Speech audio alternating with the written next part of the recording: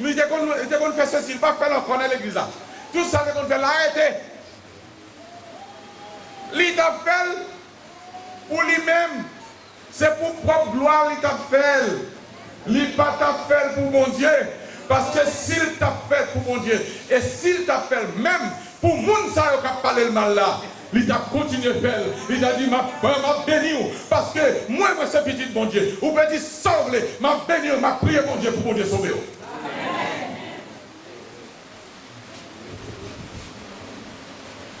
Jésus-Christ n'est pas mort en vain. Il n'est pas mort en vain. Même si toi aujourd'hui, tu méprises la parole de Dieu, même si toi aujourd'hui, tu fais la sourde oreille à la parole de Dieu, même si toi aujourd'hui, tu refuses de répondre à l'appel de Christ, sache une chose, que la croix reste debout. Elle est plantée et personne ne renversera l'œuvre de la croix. L'œuvre de la croix est inscrite dans le cœur des hommes et personne ne renversera cette œuvre. L'humanité sera sauvée. Tous ceux qui auront entendu l'appel de Dieu et qui viendront à Christ seront sauvés. Et la Bible dit en Apocalypse, c'est une multitude de nations, de peuples qui se rassemblent pour donner gloire au seul Dieu. Vous pensez si vous pas converti, et le royaume bon Dieu va avancer, vous trompez, vous savez Dieu dit, vous trouvez trop bien pour servir bon Dieu, et bien bon Dieu prend les gens qui est trop bien dans la vie. Nous considérons pas rien. Nous considérons qui est malade, qui ne peut rien, moun qui est estropié, moun qui est malade, moun qui est handicapé, moun qui est prostitué, moun qui volait, moun qui fait adultère, moun qui fait tout café bagages. Il y aurait pour retourner dans le pied, mon Dieu. Il y aurait pour confesser ses péchés. Et il y a montré dans le royaume de Dieu avant. Amen. Alors l'église, attention. Attention. Pour nous pas quoi, nous plus grands que l'autre chose. Là nous gardons un monde qui n'a péché. Pour nous pas quoi, nous plus fort passer, nous plus haut passer. Dis tout simplement bon Dieu pour grâce. Et lui-même, il peut mourir. Bon Dieu est pour sauver. Bon Dieu est capable de sauver. Bon Dieu, s'il sauve moi-même, si bon Dieu sauve moi, pas de monde qui n'est pas capable de sauver. Mes amis, je dis, regardez mon Dieu. Quel que soit ça le diable, vous dites, ouais, temps, la vie, c'est la vie. Au grand monde, vous faites sauver. Moi, je dis, si bagaille seulement, les bons dieux fait salver. Pas trouver que le mal est méchant. Hein? L'aime fait salver aussi. Pas trouver que le pas bon. Parce que Dieu fait tout ce qu'il veut aussi. Fais ce que tu veux. Mais Dieu sait ce qu'il fait. Toi, tu ne sais même pas ce que tu fais. D'où le cri du Seigneur à la croix. Pardonne-leur. Car ils ne savent pas ce qu'ils font.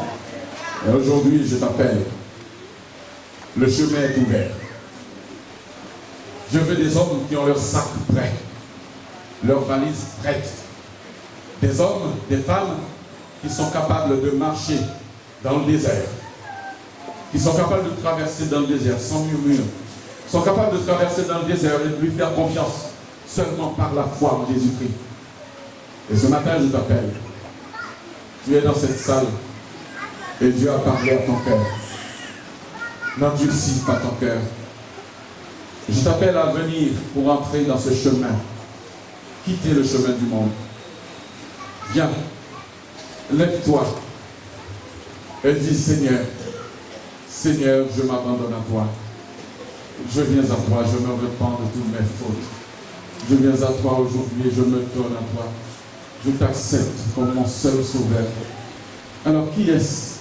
Est-ce qu'il y a dans cette salle quelques-uns qui voudraient donner leur vie, qui voudraient recevoir et entrer dans le chemin de l'Exode? Est-ce qu'il y a quelques-uns qui voudraient venir ce matin et dire Seigneur, Seigneur, je reconnais que j'ai été dur de cœur depuis longtemps. J'ai entendu ta parole. Et ce matin, je veux te rendre grâce, te bénir.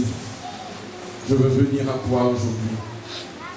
Et s'il y en a d'autres qui voudraient accepter Jésus comme leur sauveur personnel ce matin, y a-t-il parmi nous des personnes qui voudraient s'engager et dire oui, Seigneur, ta mort n'est pas en vain, parce que je suis venu, j'ai entendu ta parole et je viens. je viens. Y a-t-il d'autres qui voudraient venir? Le monde n'a rien à vous offrir. Le monde n'a rien pour vous. Le monde veut vous prendre tout ce que vous avez. Alors le Seigneur vous invite à recevoir sa paix. Alors lève-toi. Ne crains rien. Viens et présente-toi. Dis au Seigneur, je viens à toi aujourd'hui. Je te reçois dans mon cœur. Est-ce qu'il y en a d'autres qui voudraient venir ce matin? Est-ce que tu ne voudrais pas enfin dire au Seigneur, Seigneur, me voici. Me voici. Oh, quand tu, Jésus, t'appelles, viens au péché qui t'attend. Accepte-toi si fidèle, tu résistes à ton souffrance.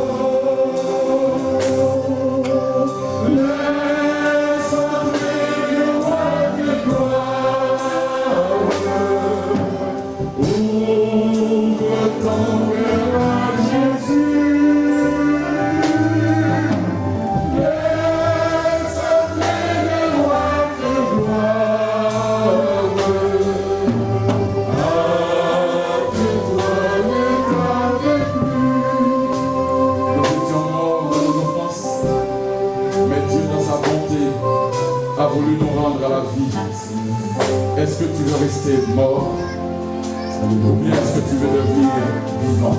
Oui, Jésus. Nous allons prier. Je vais prier pour ces personnes, ce couple qui est venu pour dire oui Seigneur, je veux que tu prennes ma vie, que tu me transformes définitivement. Seigneur notre Dieu, tu connais le cœur de chacun de nous. Ils sont venus vers toi pour te dire, je reconnais que tu as un plan pour moi et je veux entrer dans ce chemin. Je veux prendre l'exode avec toi. Je veux traverser le désert avec toi. Et je veux entrer dans la terre promise. Je veux entrer dans la nouvelle Jérusalem que tu as toi-même bâtie. Ce n'est pas une ville faite de main d'homme, mais c'est une ville que toi-même tu as bâtie, Seigneur. Je veux que tu sois ma lumière, que tu me conduises sur ce chemin. Et Père, viens les bénir, viens entendre leur cri et conduis-les, Seigneur, prends leurs mains et montre-leur le chemin. Aide-les à traverser ce désert jusqu'à ce qu'ils atteignent la destination que tu as prévue pour eux. Qu'ils entrent dans ton royaume, qu'ils entrent dans ta gloire et que ta paix soit sur eux. Loué sois-tu, béni sois-tu, dans le nom de Jésus. Amen.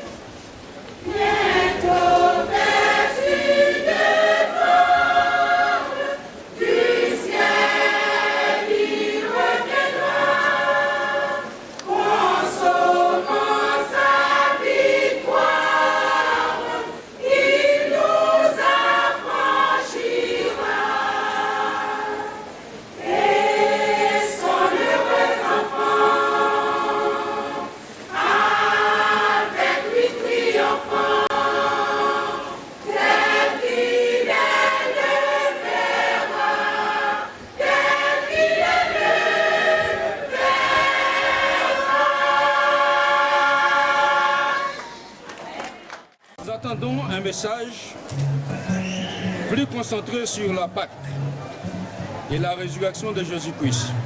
Mais vous préférez parler de l'Exode. Pourquoi? Parce que l'Exode, ça fait partie de la Pâque. Parce que la Pâque, l'Exode, c'est la Pâque qui ouvre l'Exode. C'est par le repas de Pâques que Dieu a ouvert le premier Exode. Et c'est par le repas de Pâques de la Nouvelle Alliance avec Jésus-Christ qu'il a ouvert le nouveau chemin de l'Exode. Donc, ça veut dire que nous sommes un nouveau peuple, nous sommes partis d'un pays, d'un monde, et nous allons dans un autre pays. Donc nous changeons de lieu et nous traversons comme le peuple d'Israël, nous traversons un désert comme des pèlerins vers le pays promis. Vous parlez de l'esclavage spirituel. En quoi un homme spirituel peut être un esclave? Eh bien, il y a deux sortes d'hommes spirituels. Il y a ceux qui sont spirituels et qui sont du côté de Satan, et il y a ceux qui sont spirituels qui sont du côté de Dieu. Ceux qui sont du côté de Satan sont en esclavage, et ceux qui sont spirituels selon Dieu, et ils sont libres. Ce sont deux mondes à part. Il y a un qui est esclave et l'autre qui est libre. Satan retient prisonnier et Dieu libère. Donc ce matin, vous avez parlé de l'homme spirituel qui est au service de Dieu. Au service de Dieu, bien Alors, sûr. par conséquent, ces hommes-là sont des esclaves, mais des esclaves spirituels au service de Dieu. Ils sont esclaves de Dieu, mais qui dit esclave de Dieu dit libre. On est libre. D'accord.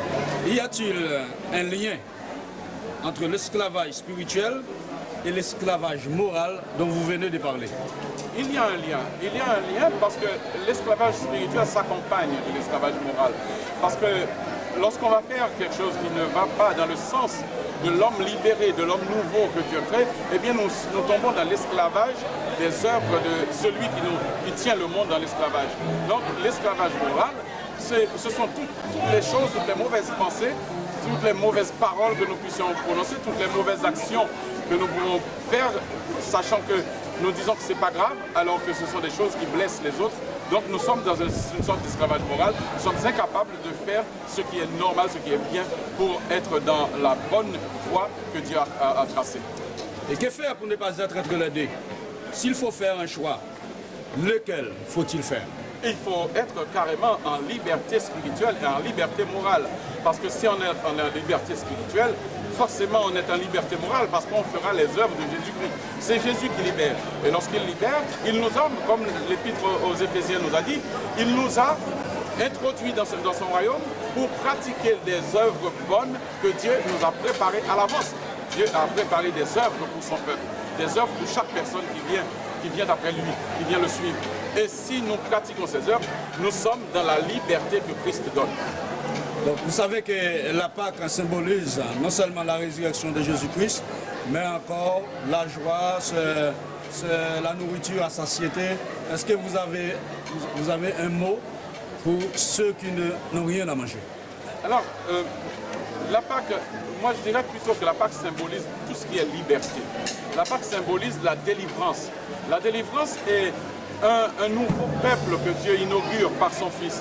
Mais en même temps, c'est un temps de réjouissance parce que nous fêtons ce temps parce que nous sommes conscients que nous étions morts et que Dieu nous a libérés. Et maintenant, bien sûr, la fête s'accompagne de repas. Jésus n'y a pas dérogé, il a fait le repas de Pâques. Et la Pâque, c'est un repas au départ. Il y a cet aspect-là de cette fête qui n'est pas négligeable et qu'il faut vraiment pratiquer. Bien sûr, avec modération, certainement. Il faut rester sobre dans toute occasion, mais aussi penser, et la Pâque devrait être aussi une occasion pour appeler les gens, ceux qui sont pauvres, à partager un repas avec nous, à penser à ceux qui souffrent non seulement de la pauvreté dans ce monde, mais aussi de toutes sortes de pauvreté, de toutes sortes d'enfermements spirituels. Je vous remercie.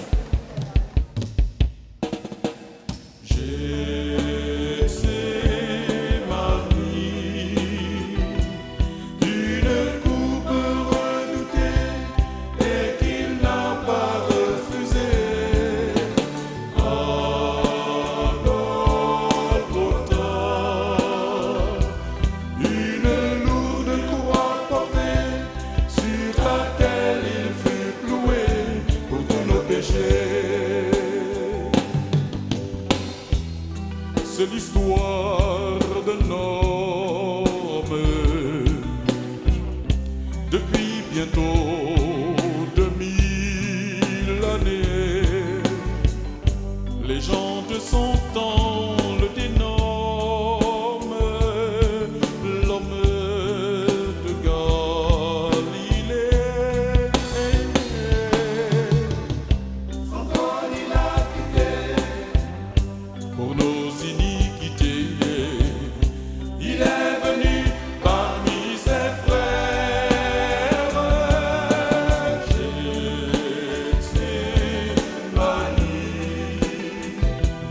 une coupe redoutée et qu'il n'a pas refusée. À Golgotha,